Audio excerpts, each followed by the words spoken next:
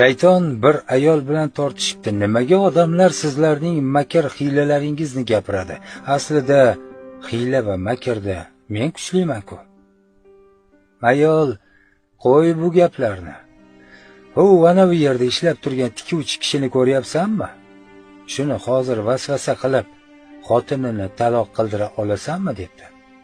Shayton albatta deb borib tikuvchiga har xil vasvasalar qila boshlabdi. Tikuvchi xotinini juda yaxshi ko'rganligi sababli u haqida fikrlab ham ko'rmabdi. Shayton shunda noumid bo'lib qaytibdi. Keyin ayol endi sen qarab tur deb tikuvchi tomonga ketibdi. Borib, menga eng chiroyli matodan ro'molcha tikib bersangiz, o'g'lim sevishganiga sovg'a qilmoqchi debdi. Tikuvchi o'zgacha mehr bilan ayol so'ragan narsani tikib beribdi. Keyin ayol o'sha kishini xotinining uyiga borib, uyingizda namoz o'qib olsam bo'ladimi deb kirib xotiniga bildirmay o'sha ro'molchani uyiga tashlab chiqibdi. Tikuvchi uyiga kelib, ro'molchani ko'rib, xotinini taloq qilibdi.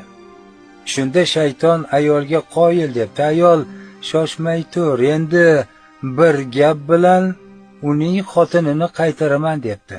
Shayton bo'lishi mumkin emas.